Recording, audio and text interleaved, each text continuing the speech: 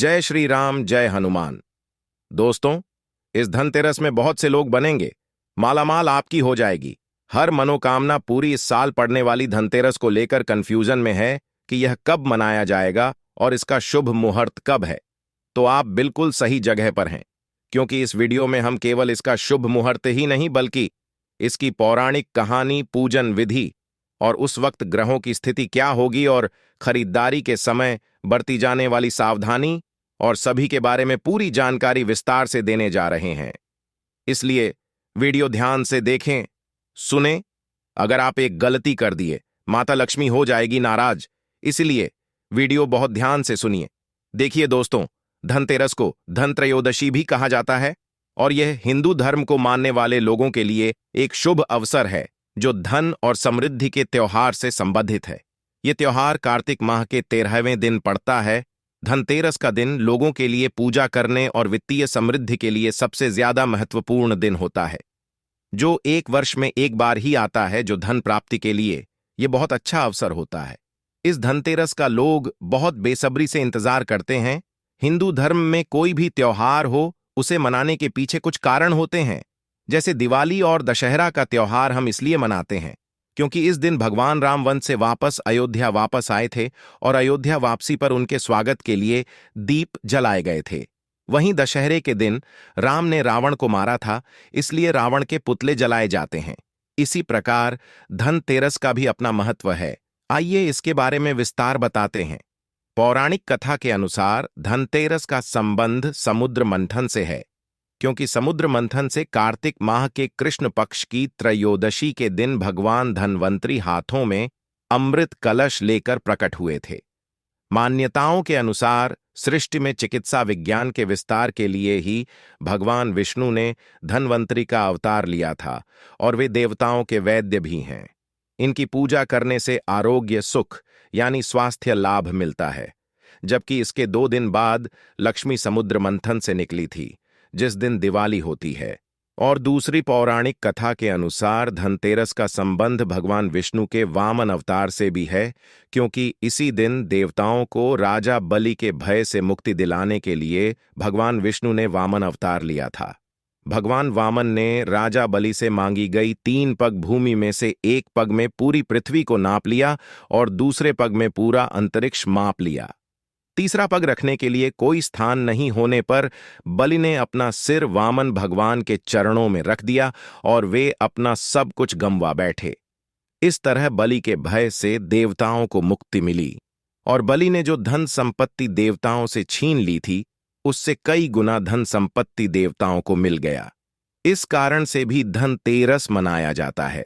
तीसरी पौराणिक कथा धनतेरस से जुड़ी हुई है।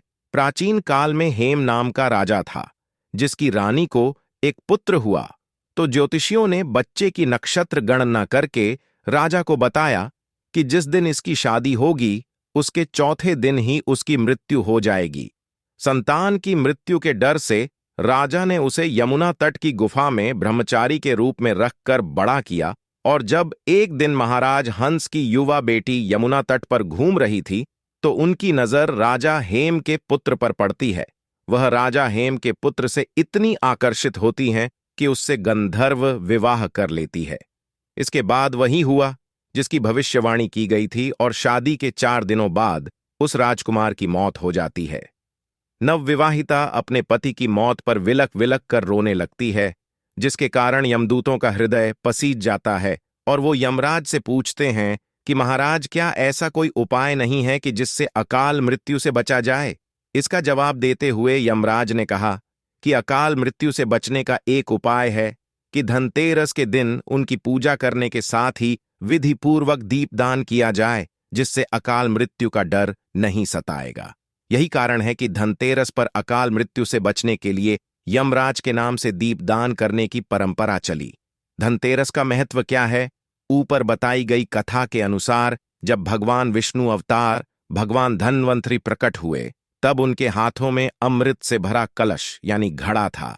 लिहाजा इस दिन बर्तन खरीदने के साथ साथ सोने और चांदी से बने आभूषण को खरीदने की परंपरा बन गई। मान्यता है कि धनतेरस तिथि का 13 के अंक से खास कनेक्शन है, क्योंकि इस दिन खरीदी गई चीज 13 गुना ज्यादा फल देती है। ये भी कह सकते हैं कि इस दिन शुरू किया गया काम 13 गुना सफलता दिलाता है। इसके साथ ही हिंदू संस्कृति में माना जाता है कि देवी लक्ष्मी केवल साफ सुथरे घर में ही प्रवेश करती हैं, इसलिए धनतेरस पर लोग देवी लक्ष्मी को अपने निवास में आकर्षित करने और आमंत्रित करने के लिए अपने घरों की सफाई करते हैं। वे दिए जलाते हैं, रंगोली बनाते हैं और प्रवेश द्वार पर तोरण लगाते हैं। कई लोग रात में भगवान यमराज की भी पूजा करते हैं और उनका आशीर्वाद पाने के लिए दीप जलाकर प्रार्थना करते हैं। हर बार की तरह साल 2023 में धनतेरस कार्तिक मास के कृष्ण पक्ष की त्रयोदशी तिथि को है। इस प्रकार इस साल धनतेरस 10 नवंबर की दोपहर 12:35 से शुरू होगा और 11 नवंबर की दोपहर 1:57 पर समाप्त होगा। इसलिए धनतेरस 10 नवंबर को मनाई जाएगी। पूजा का शुभ मुहूर्त शाम 6 बजे से लेकर रात 8 बजे करीब 1 घंटा 58 तक रहेगा। हालांकि तिथियों के हेर फेर की वजह से जो लोग धनतेरस का उपवास रखते हैं वह 11 नवंबर को ही रखें, क्योंकि 11 नवंबर की शाम तक प्रदोष काल है। धनतेरस पर सोना चांदी और बर्तन खरीदना शुभ माना जाता है। इस साल 10 नवंबर को धनतेरस के दिन सोना और चांदी खरीदने का सबसे शुभ समय दोपहर 2:35 से 11 नवंबर 2023 की सुबह 6:40 के बीच है। इसके अलावा यदि आप इस समय खरीदारी से चूक जाते हैं तो 11 नवंबर को सुबह 6:40 से दोपहर 1:37 के बीच सामान खरीद सकते हैं। अगर आपको धनतेरस के दिन भगवान धनवंतरी देवी लक्ष्मी भगवान कुबेर की कृपा प्राप्त करनी है तो आपको ऊपर बताए शुभ मुहूर्त पर पूजा की शुरुआत करना चाहिए। इस दौरान सबसे पहले आपको कुबेर देव और भगवान धनवंतरी के चित्र की स्थापना करनी चाहिए। साथ ही माता लक्ष्मी और भगवान गणेश की भी मूर्ति स्थापित करना चाहिए। फिर सभी देवी देवताओं को तिलक लगाएं, पुष्प, फल, मिठाई आदि अर्पित करें और दीपक जलाएं। वहीं रात में हमें भगवान यमराज को प्रसन्न करने के लिए घर के मेन गेट पर दीपक जलाते हैं। त्योहार के मौके पर बहुत सारी चीजें ऐसी होती हैं जिसे करना चाहिए, लेकिन बहुत सारी ऐसी भी चीजें हैं जो करना वर्जित हैं, अर्थात करने की इजाजत नहीं है, वरना उसका भी नुकसान होता है। लिहाजा आइए अब जान लेते हैं कि हमें धन त्रयोदशी पर क्या खरीदना चाहिए और क्या नहीं खरीदना चाहिए। मान्यता है कि भगवान धनवंतरी का धातु पीतल है, इसलिए इस दिन पीतल के बर्तन को खरीदना शुभ माना जाता है। पीतल के अलावा आप धनतेरस के दिन सोने, चांदी और तांबे के सामान के साथ साथ बर्तन को खरीद सकते हैं, क्योंकि ये चीजें आपके घर में आरोग्यता और समृद्धि लेकर आती है। इस दिन झाड़ू खरीदना भी शुभ माना जाता है, क्योंकि झाड़ू को मां लक्ष्मी का प्रतीक माना जाता है और नई झाड़ू को लाने से लक्ष्मी का आगमन होता है। इसके अलावा आप पान के पत्ते, धनिया, लक्ष्मी चरण, लक्ष्मी गणेश की प्रतिमा, खील बताशे और नए वाहन या मशीनरी को भी खरीद सकते हैं।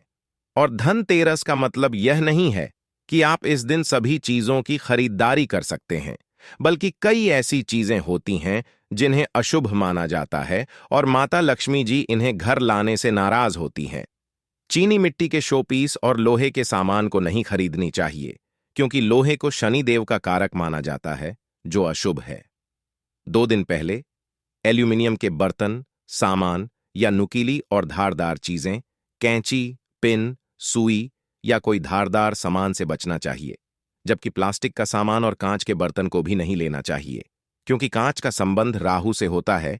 इसलिए धनतेरस के दिन कांच खरीदने से बचना चाहिए और काला चीज कोई भी नहीं खरीदना चाहिए। धनतेरस से पहले घर की सफाई करनी चाहिए और घर से ऐसी चीजों को हटा देना चाहिए जिनका आप इस्तेमाल नहीं कर रहे हैं।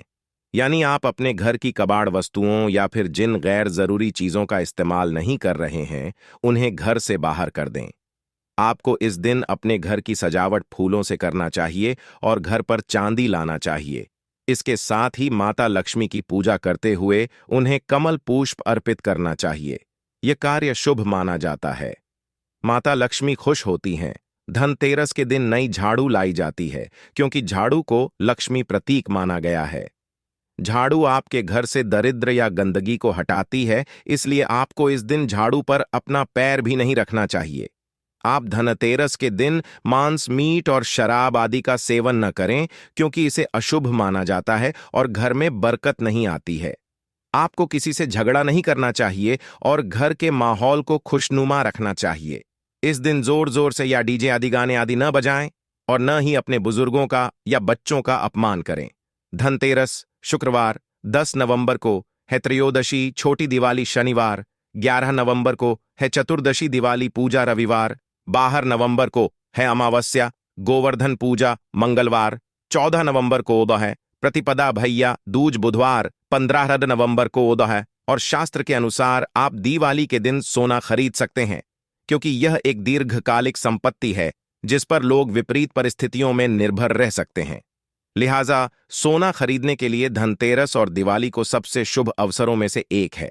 धनतेरस के दिन एक साथ 3 झाड़ू खरीदना बहुत शुभ माना जाता है। इस दिन लाई गई झाड़ू को कभी भी खुला ना रखें। माना जाता है कि इससे घर में कलह होती है, इसलिए धनतेरस के दिन लाई हुई झाड़ू को हमेशा ढककर रखना चाहिए। अपनी पुरानी झाड़ू को हमेशा किसी चीज में लपेट कर ही बाहर फेंकना चाहिए, यानी इसे छिपाकर बाहर करना चाहिए। झाड़ू पुरानी हो जाने पर उसे जलाना नहीं चाहिए, ऐसा करना बहुत अशुभ माना जाता है। पुरानी झाड़ू को फेंकने के लिए अमावस्या और शनिवार का दिन शुभ माना जाता है। तो इस चैनल पर ऐसे गुप्त जानकारी, उपाय, टोटके बताई जाती है जो शीघ्र तुरंत लाभ मिलता है, परेशानी दूर होती है। कुछ समझ में ना आए तो आप कमेंट करें, पूरी तरह से प्रयास करूंगा सुलझाने के लिए। सच्चे मन से कमेंट में जय मां लक्ष्मी, जय श्री राम, जय हनुमान, जय बागेश्वर धाम लिख दीजिए। हनुमान जी के आशीर्वाद प्राप्त हो जाए। चैनल को लाइक, कमेंट, सब्सक्राइब करना ना भूले। धन्यवाद।